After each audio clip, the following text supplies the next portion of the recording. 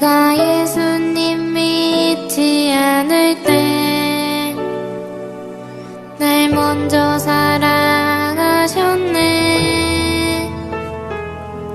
놀라운 사랑 찬양해.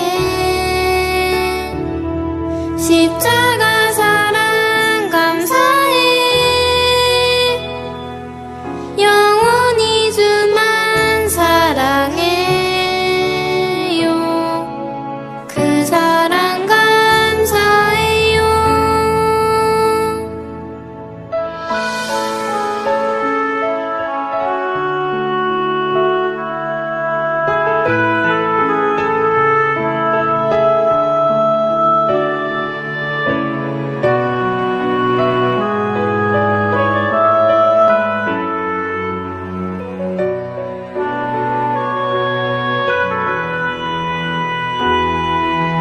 내가 주님 모를 때 주님 나를 아셨고, 내가 예수님 믿지 않을 때 날 먼저 사랑하셨네. 놀라운 사랑 찬양해. 십자가 사랑 감사해. 영원히 주만 사랑해요. 그 사랑 감사해요. 놀라운 사랑 찬양해. 십자가 사랑 감사해. 영원히 주만 사랑해요. 그 사랑 감사해요. 그 사랑 감사해요.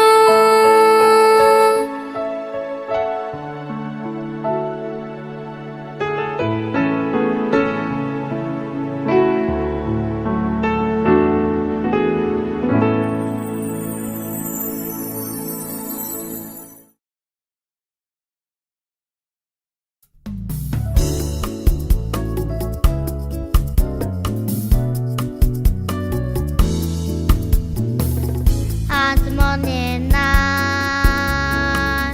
하늘에서는 당신을 향한 계획이 있었죠. 하나님께서 바라보시며 좋았더라고 말씀하셨네. 이 세상 그 무엇보다 귀하게 나의 손으로 창조하였노라.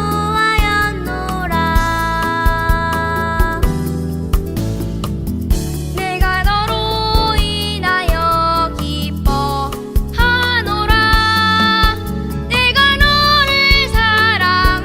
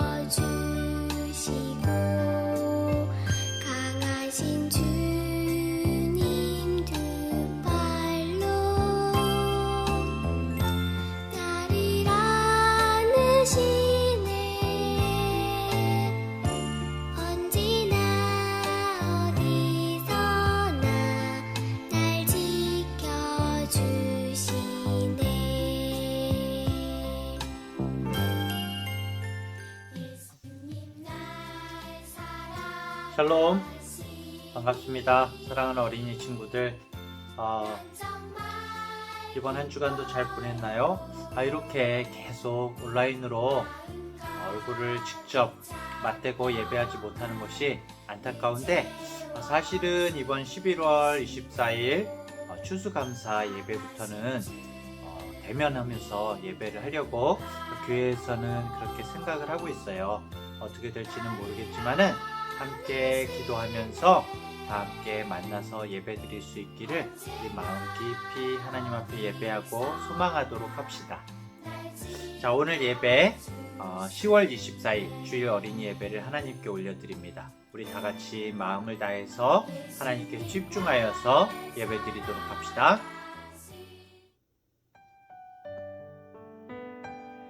우리를 사랑하시는 하나님 아버지, 오늘도 하나님께 예배하는 귀한 주일을 허락하셔서 감사합니다. 이렇게 우리가 주일을 기념하여 예배하지만 언제나 1년 365일이 하나님께서 주신 날이며 하나님께 영광 돌리는 하루하루를 살 수 있기를 원합니다. 우리가 말로만 예수님을 찬양한다고, 사랑한다고 하기보다 모든 삶에서 하나님을 사랑하고 하나님께서 기뻐하시는 일을 하고 내 이웃을 내 몸과 같이 사랑하라는 하나님의 말씀을 실천하면서 살게 해주세요. 말과 행동이 일치하는 우리 어린이들이 되게 해주세요. 오늘도 찬양 가운데 하나님 영광 받으시고 우리에게 기쁨이 넘쳐나기를 원합니다. 말씀 가운데 하나님께서 은혜를 내려주실 것을 믿습니다.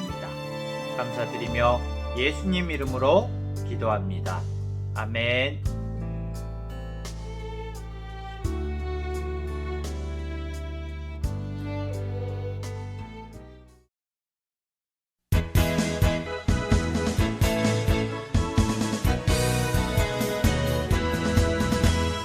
위대하고 강하신 주님, 우리 주 하나님. 위대하고 강하신 주님, 우리 주 하나님. 깃발을 높이 들고 흔들며 함께 찬양해. 위대하고 강하신 주님, 우리 주 하나님. 위대하고 강하신 주님, 우리 주 하나님.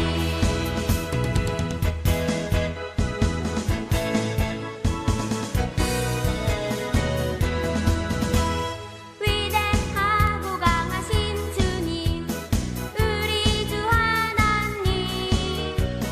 위대하고 강하신 주님, 우리 주 하나님. 깃발을 높이 들고 흔들며 함께 찬양해. 위대하고 강하신 주님, 우리 주 하나님. 위대하고 강하신 주님, 우리 주 하나님.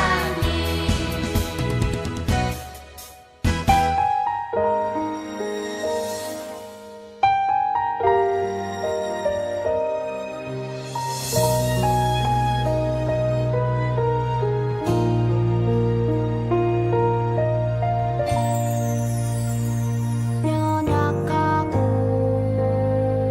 허물 많은 나를 불러주시고 내게 오라 말씀하시는 분, 나의 예수님. 아픔 많고 상처 많은 나를 안아주시고 사랑한다 말씀하시는 분,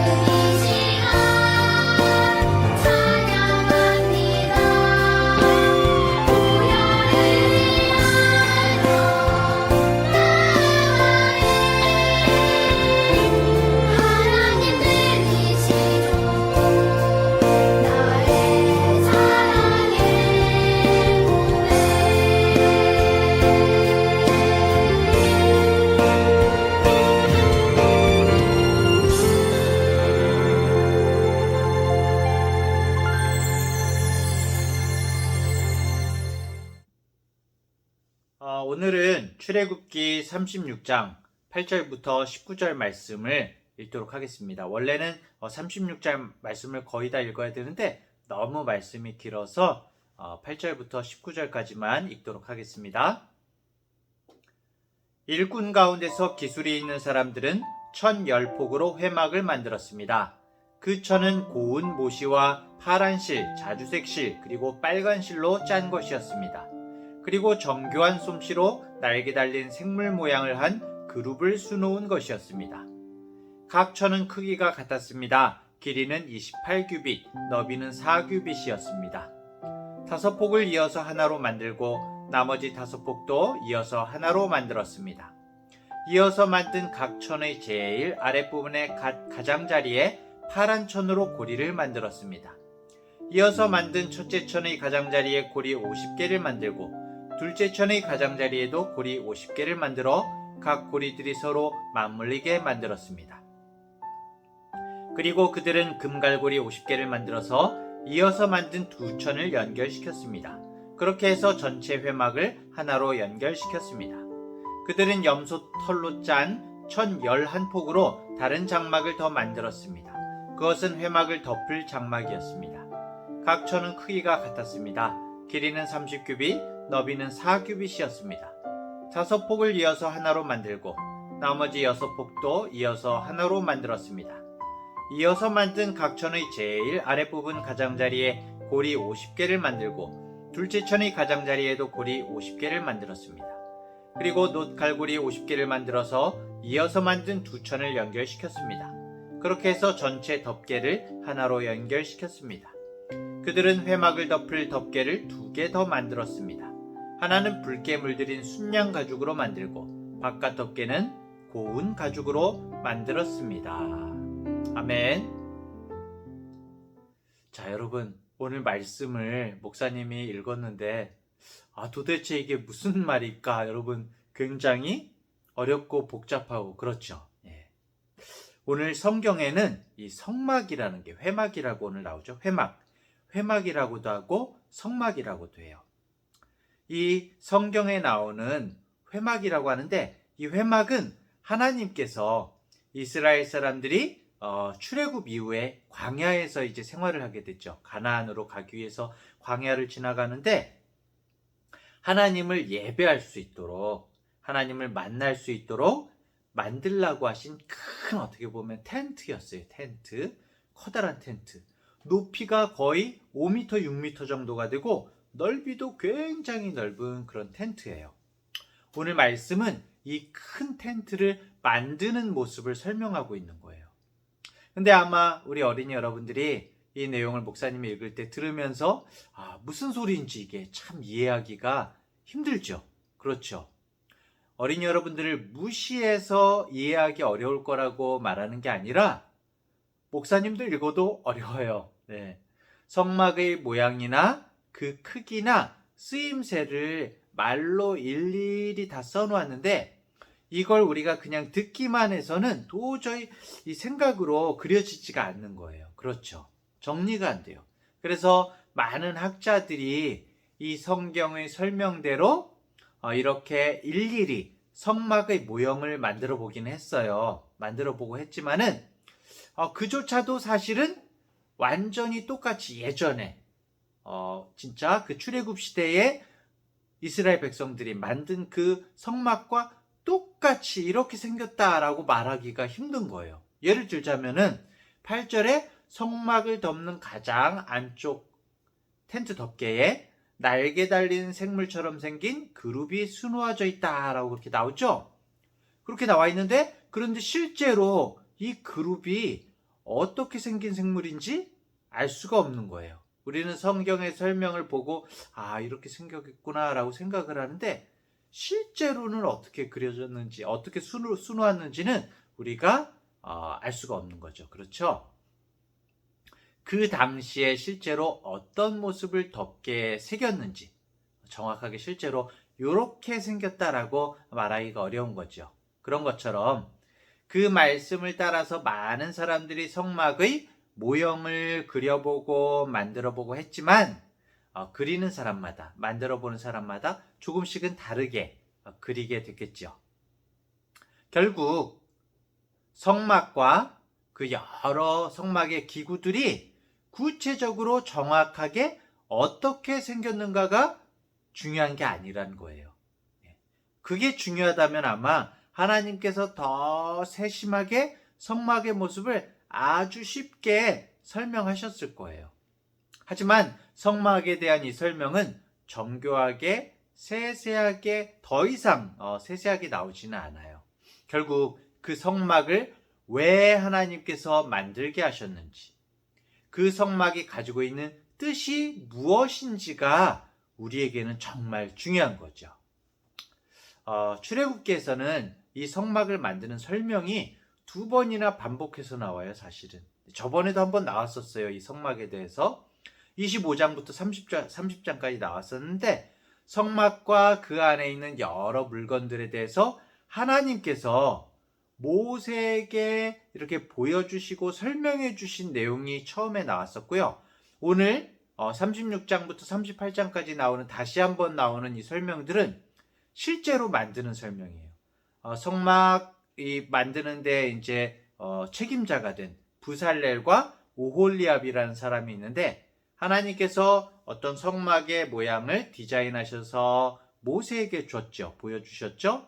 그리고 그 모세에게 명령을 받아서 실제로 이 성막을 만드는 모습이 이렇게 나오고 있는 거예요. 그래서 우리가 출애굽기를 보면은 저번에 나왔던 것 같은데 또 나오네, 이렇게 막 반복해서 말하는 것 같은 그런 느낌이 드는 거죠. 굉장히 중요하기 때문에 이렇게 세세하게 말씀하고 있는 거겠죠. 자, 36장 오늘 우리가 읽지는 않았지만 1절부터 7절을 보면은 먼저 이 성막을 만드는데 참여한 사람들을 소개해 주고 있어요. 아까 부살렐, 오홀리압, 이 사람들은 이 두 사람에게는 하나님께서 굉장히 특별한 지혜와 능력을 주셨어요. 그래서 이 부살렐과 오홀리압이 그 외에 또 하나님께서 지혜를 주신 많은 사람들을 이끌고 성막을 짓겠다고 이렇게 이제 나선 거죠. 많은 사람들이 모여들었어요. 모세가 이제 이 모여들은 기술자들에게 이스라엘 자손들이 성소에 필요하다고 예물을 내라, 이 헌금한 그 모든 물건들을 이 기술자들에게 다 넘겨주게 됩니다. 그래서 그 재료들을 가지고 성막을 짓는데, 그런데 이 성막을 짓기 시작했는데 모든 백성들이 그치지 않고 계속 가져오는 거예요. 재료를 아침마다 계속해서 성막을 만들 재료를 계속 가져오는 거예요. 그래서 성소에서 일을 하던 기술자들이 모세에게 말해요. 모세님, 백성들이 계속해서 이 예물을 가져옵니다. 이제 그만 가져오라고 하세요. 너무 많이 가지고 와서 너무 넘쳐나고 일을 할 수가 없습니다. 이렇게 이야기하는 부분이 나옵니다. 정말 아름다운 모습이죠? 재료가 너무 모자라요. 사람들이 더 가지고 와야 될 텐데, 이게 아니라 너무너무 많이 넘쳐나서 하나님의 집을 짓기 위해서 온 이스라엘 백성들이 자신의 것을 아낌없이 드리는 그런 모습이 나와요. 참 아름답고 감동적인 모습이죠. 자, 그래서 이 지혜로운 기술자들이 처음으로 그 재료들을 가지고 만든 것은 바로 성막 덮개라고 얘기 나오고 있어요. 성막 덮개. 성막 덮개는 성막을 덮어서 보호하는 아주 커다란 천이죠. 그런 천인데 성막을 잘 보호하기 위해서 4겹으로 덮어져 있었다고 합니다. 청색, 자색, 홍색의 실로 천사를 수놓아서 아름답게 만든 덮개로 1차적으로 먼저 덮고요. 두 번째로는 염소털로 하얗게 만든 그런 덮개를 덮었다고 합니다. 또 그 위에는 붉은 피로 물들인 순양의 가죽으로 텐트를 이렇게 이제 덮었고요. 마지막으로는 맨 바깥쪽에는 해달의 가죽이라고도 하고 돌고래의 가죽이라고도 해요. 용어 이제 옛날 이제 원어 용어라서 이게 이제 정확하게 해달로도 해석이 되고 돌고래로도 해석이 되는데, 이 해달의 가죽으로 만든 덮개를 덮었다고 합니다. 그런데 사실 이 바깥쪽에 해달 가죽은 그렇게 화려하거나 아름답지 않아요. 그렇죠? 동물 가죽으로 이렇게 칙칙하게 이렇게 겉을 감싸놨으니까 별로 아름답게 보이지는 않았을 거예요. 오히려 칙칙하고 보기 이상했겠죠. 그렇죠? 하지만 텐트의 겉면을 어떨까요? 광야의 거센 모래바람에서 지키고 튼튼하게 감싸주고 그런 바람을 막아주는 역할을 하는 데는 해달의 가죽이 하나님께서 그렇게 명령하신 이유가 있는 거죠. 튼튼하게 감싸주는 이유가 있었던 것입니다. 사실 이런 모습들, 이 모든 성막의 덮개는 예수님을 뜻하고 있어요. 예수님은 어때요, 여러분? 예수님은 하나님이시죠. 하나님이시지만은 인간으로 이 세상에 초라하게 오셨어요. 굉장히 낮아진 모습으로 오셨어요. 그렇죠? 온 세상을 다스리시는 하나님께서 평범한 여인 마리아의 몸에서 태어나셨고요. 그리고 왕궁이나 근사한 집에서 태어나지 않으시고 동물들의 막 똥이 나뒹구는 마구간에서 태어나셨죠. 그렇죠? 네. 또 예수님은 어디서 자라나셨을까요? 성경에 보면은 나사렛이라는 촌동네에서 자라나셨고 또 그 아버지 물론 예수님께서는 성령으로 잉태하셔서 태어나셨지만 육신의 아버지가 있었죠. 목수 요셉의 아들이었어요. 어떻게 보면 예수님은 이 세상에 하나님이시니까 마음대로 선택하실 수도 있었을 것 같은데 그런데 예수님은 정말 초라하고 아무것도 없는 모습으로 이 땅 가운데 오셨어요. 유명한 어떤 사람들처럼 화려한 모습도 없었고 멋있는 모습도 없었던 거예요. 그래서 당시에 막 바리새인이나 종교 지도자들도 대놓고 예수님을 우습게 보았고 멸시천대했던 거죠. 하지만 실제로는 어떻지요, 여러분? 예수님 안에 무엇이 있을까요? 예수님 안에 천국이 있죠. 예수님 안에 영원한 생명이 있고요. 예수님 안에 진리가 있고요. 예수님 안에 모든 세상의 평화로움과 기쁨이 있는 거예요. 예수님 안에 소망과 능력이 있어요. 예수님 안에 사실은 모든 것이 있는 거예요. 보기에는 우리가 보기에 사람들이 보기에 초라하고 투박해 보이는 그 성막 겉에 초라하고 투박해 보이는 해달의 가죽이 겉을 감싸고 있지만은 그 밑에는 뭐가 있어요? 거룩한 하나님의 성막이 있는 거죠. 그렇죠? 겉모습으로 판단할 수가 없는 부분이죠. 그렇죠? 네. 예수님 안에는 온갖 아름다운 것들이 다 있는 거죠. 자, 그 다음으로 뭘 만들었을까요? 성소와 지성소의 벽이 되는 널판을 만드는 내용이 나와요. 널판이 뭐죠? 텐트에 큰 이 성막의 뼈대죠. 뼈대. 나무로 만든 뼈대예요. 이 널판은 모두 이 광야에서 나오는 조각목이라는 단단한 나무에다가 금을 씌워서 만들었는데요. 조각목으로 만들고 금으로 싼 널판 역시 예수님을 의미하고 있어요. 초라한 조각목은 연약한 인간을 뜻해요. 그렇죠? 하지만 금은 하나님의 신성하심, 하나님을 뜻해요. 금은. 그래서 조각목은 사실은 사막에서 흔하게 볼 수 있는 보통 땔감으로 사용하던 그런 나무였어요. 가시가 나 있고 온통 이렇게 막 뒤틀려 있는 그런 나무인데 근데 이 조각목은 사실은 튼튼한 게 좋긴 좋은데 너무너무 단단해서 사실 건축 재료로 어떤 집을 짓는 데 사용하기가 부적합한 나무였어요. 못도 제대로 들어가지 않고 막 이렇게 가공하기, 이렇게 다듬기가 그렇게 힘든 나무였어요. 그런 조각목이 여러분 성막이 된 거죠. 너무나 귀하게 쓰임을 받게 된 거예요. 형편없는 나무들이. 우리도 마찬가지죠, 여러분. 우리도. 하나님께서 조각목처럼 정말 보잘것없는 우리들을 귀하게 사용해 주시는 거예요. 금처럼 하나님께서 우리를 둘러싸시고 안으시고 조각목을 금으로 덮었다고 그랬잖아요. 우리 보잘것없는 우리들을 하나님께서 성령의 은혜로 덮어주시고 둘러싸시고 우리를 사용해 주시는 거예요. 조각목처럼 정말 거룩한 성전을 만들 그런 제목이 아닌데도 불구하고 예수님으로 인해서 우리는 하나님을 모시는 거룩한 성전이 되는 거예요. 자, 그 다음에는 성소와 지성소의 문 역할을 하는 휘장을 만드는 내용인데요. 어떻게 보면은 성소와 지성소, 하나님을 예배하러 대제사장들이 들어가는 성소와 지성소가 있는데, 그 어떻게 보면 문 역할을 하는 휘장은 커다랗고 두꺼운 문 역할을 하는 커튼이라고 할 수 있어요. 휘장은 두 종류가 있는데, 하나는 성소와 지성소를 나누는 지성소 휘장이 있고요. 또 다른 하나는 성소에 들어오는 출입문 역할을 하는 성소 휘장이 있어요. 모든 제사장들이 성소에 들어갈 수 있고, 그 다음에 지성소에는 대제사장만이 들어갈 수 있었어요. 자, 이 휘장들은, 이 커튼들은 모두 청색, 자색, 홍색 실로 짜서 만들었는데요. 성소와 지성소를 나누는 휘장은 그 위에 이제 천사 모양을 수놓아서 만들었다라고 그렇게 나오고 있어요. 자, 이 지성소 휘장을 성소와 지성소를 구분했는데, 이 휘장, 이 커튼도 또한 모두 예수님을 뜻하고 있어요. 성소로 들어가는 문 역할을 하는 휘장은 길이요, 진리요, 생명이신 예수님을 의미하는데, 굉장히 여러분 흥미로운 내용이 있어요. 누가복음 23장 45절에 보면은 예수님께서 십자가에 못 박혀서 돌아가시는 장면이 나와요.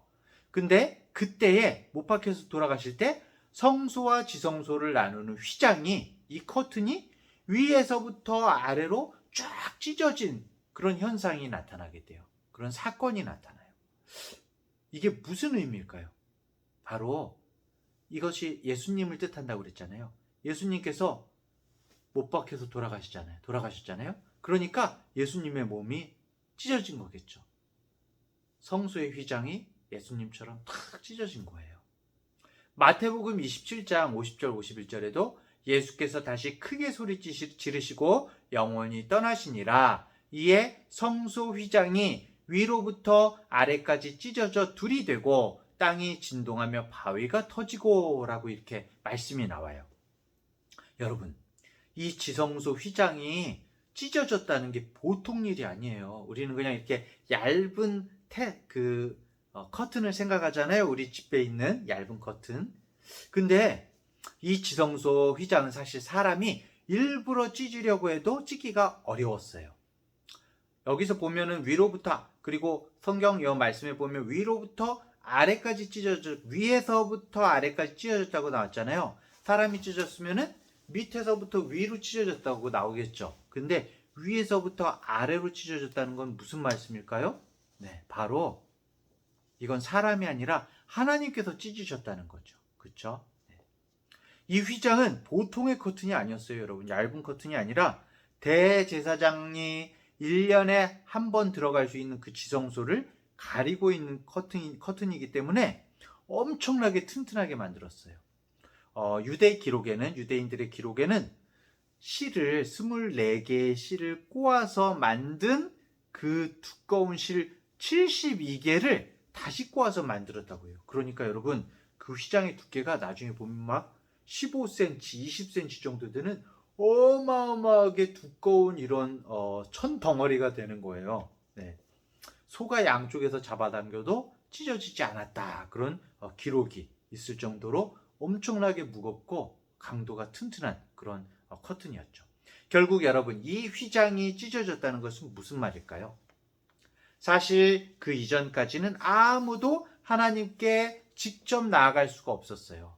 네, 1년에 한 번씩, 아무리 이제 성막에 하나님을 예배하는 성막이지만 모든 사람들은 다 밖에서 그냥 기도하고, 대제사장이 1년에 한 번씩 지성소에 들어가서 하나님께 속죄 예물을 드리는 것, 그것을 이제 밖에서 기다릴 수밖에 없었어요. 모두를 대표한 대제사장만이 들어갈 수 있는 이 지성소의 커튼이 예수님께서 십자가에 죽으시는 순간에 위에서부터 아래로 쫙 찢어진 거예요. 무슨 말이죠? 예수님이 죽으심으로, 우리를 위해서 죽어주심으로 이제 이런 커튼은 필요 없다는 거예요. 지성소의 휘장이 필요 없다는 거예요.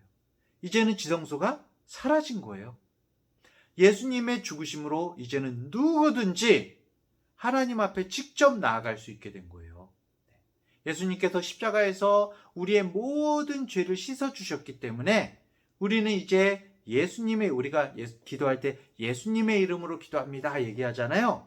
예, 이제는 우리는 예수님의 이름으로 누구든지 하나님께 기도할 수 있고 찬양할 수 있고 예배할 수 있게 된 거예요.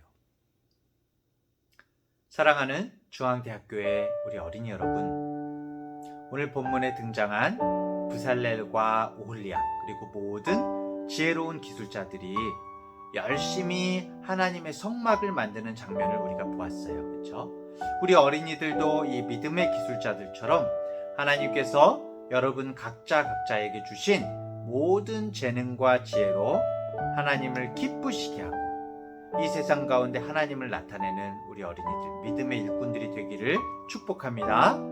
그리고 또 성막은 예수님을 상징하는 하나님의 예표, 모형이라고 그랬죠. 저번에 목사님이 얘기했었죠. 특히 오늘 예수님을 상징하는 성막의 휘장이 어떻게 됐다고요?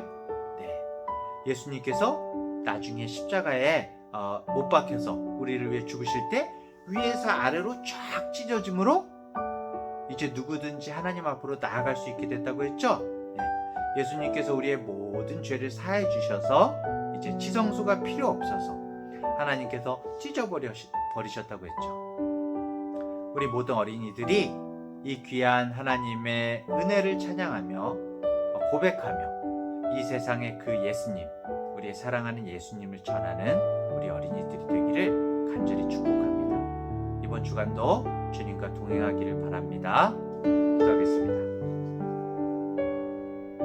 하나님 아버지, 오늘 하나님의 말씀을 따라 열심히 성막을 지었던 부살렐과 오홀리압 그리고 지혜로운 사람들의 이야기를 들었습니다.